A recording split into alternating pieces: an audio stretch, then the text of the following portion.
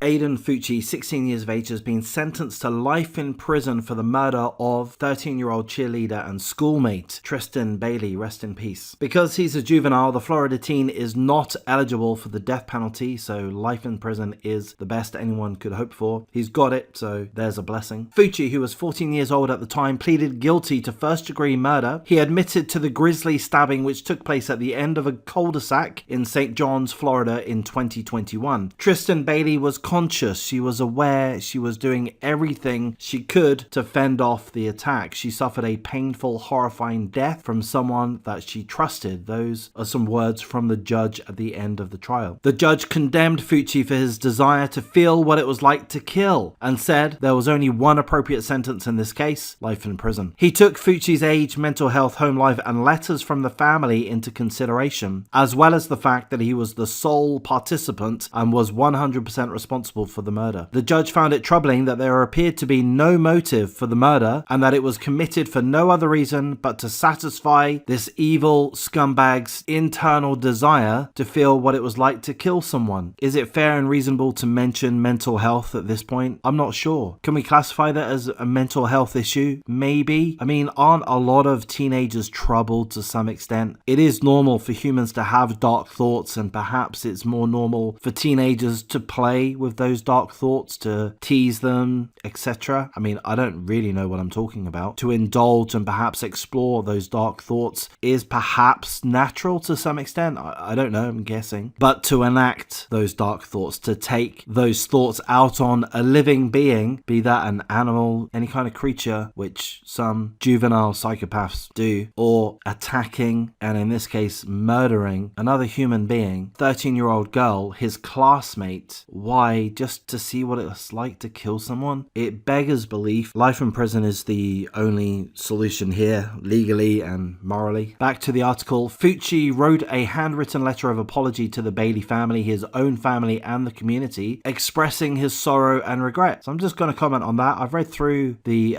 letter of apology. Hopefully it will be shown on the screen. I'm going to comment on that. His handwriting seems terrible. Am I saying that as a petty attack? No, I'm just like highlighting that, in my opinion, again, who am I really don't know, but my interpretation would be this is not a confident boy. I did actually read a book or two about handwriting analysis. He's not a confident boy, very small letters, lacking in confidence, rightly so at this point, and doesn't come across as particularly smart, or certainly not particularly well educated. But who am I to judge? I don't know. How relevant that is, I really don't know, but that's the sense that I got, that this is not it's not an adult. He's not a mature, intelligent person. He seems to be poorly educated, and I doubt things will improve. During the proceedings, Fucci's grandmother, Deborah Spywook, pleaded for the judge not to take him out of the family's lives forever. It's not about your family, Deborah. It's really not about your family. It's about justice for Tristyn's family. It's about punishing someone that deserves to be punished, and it's about setting a precedent for the rest of society, so that the community can know that the authorities take this situation seriously. It's not about giving a perpetrator, a murderer, a pass or any level of leniency just to benefit their family. That's not what it's about. Tristyn Bailey's family members all appeared on the stand during this week's sentencing hearings, all pushing for the maximum sentence possible for Fucci. So I'm particularly glad that that's what he got. That's what the family wanted. Not all families do. A lot of families have this forgiveness within them. It's something that I can't adhere to myself personally. I struggle with the concept of forgiveness, to be honest. I feel that I've given the subject a lot of thought, and I feel that forgiveness is very much a flawed concept. Is there room for forgiveness? Yes. Are there benefits to forgiveness? Yes. But there are also huge risks and huge costs attached to forgiveness. We must use forgiveness sparingly in our own personal lives, and at this more macro level, the authority level. We can't be forgiving just because there are some benefits to that, because then it in at least part enables, justifies, excuses heinous behavior or the bad behavior in question. So to me, forgiveness, I can respect it, I can be forgiving at times, but I have to use it sparingly, otherwise I will go insane. I'm going to read through the next part. I'm going to let you know it is going to be heartbreaking. It's going to be heartbreaking, so you will need some tissues. Perhaps you need to take a break after listening through this part. Go away, watch watch some kitten videos, puppy videos, anything which just brings a little bit of light and happiness, a little bit of love into your heart. Go and do that after reading through this or after listening to me read through this. Tristyn's sister Alexis put 114 stones in a jar, each representing a stab wound that Fucci inflicted on her. Tristyn's sister Alexis asked Fucci directly in court about her last moments. Here are some questions which you may find very troubling. Did she scream out for help, or was she paralyzed with agony? Did she cry for my mother? Did she beg you to stop? Did you hear her lungs gargling with blood, or did you see it in her face when you realized she could no longer breathe due to her collapsed lungs? What were her last words? Did you stay to watch her die, or did you leave her there in agonizing pain as you ran away? How long did she suffer? Did you watch the life leave her eyes? So those are the series of questions, perhaps more, that Tristyn's sister Alexis asked the teenage murderer. Very confronting, and my feeling is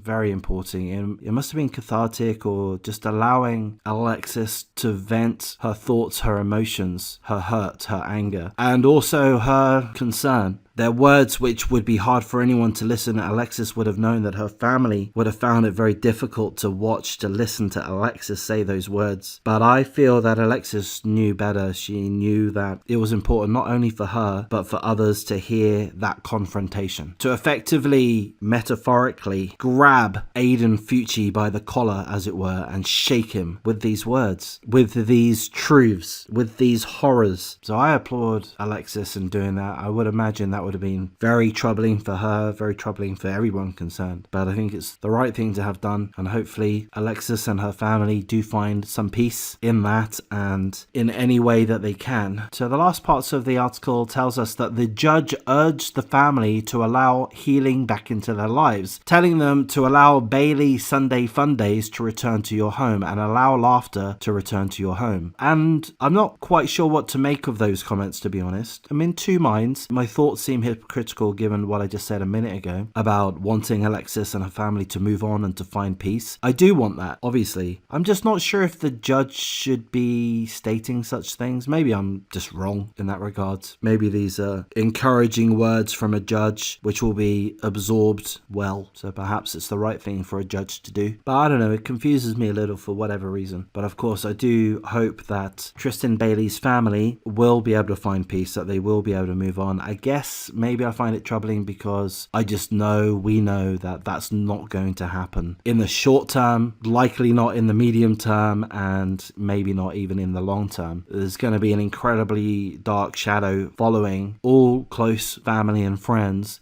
for a very long time. It's not going to be shaken off. So perhaps these are good little strategies to bring a little bit of light back into their lives. But perhaps they're not. Perhaps it's all kind of hopeless. I don't know. My thoughts are confused. Fucci has 30 days to appeal the judge's decision and will be able to have his sentence reviewed in 25 years. Aiden Fucci has been sentenced to life in prison for the murder of his classmate Tristyn Bailey, stabbed 114 times. The maximum sentence that was available, given that the death penalty isn't an option, given that Aiden Fucci is a juvenile. Aiden Fucci may appeal, but I mean, what's the point of that? I don't think an appeal would help, but what do I know? Nothing. And he may be eligible for parole or such in 25 years. Does society want a 40-year-old murderer on the streets? 40-year-old child murderer on the streets? I would think not. I don't really feel that compassion is required. I don't feel that compassion is the go-to. You're going to be compassionate. Oh, leave him alone. He was 14 at the time. Give him his chance. He's done 25 years. That's enough. Let him go. Why?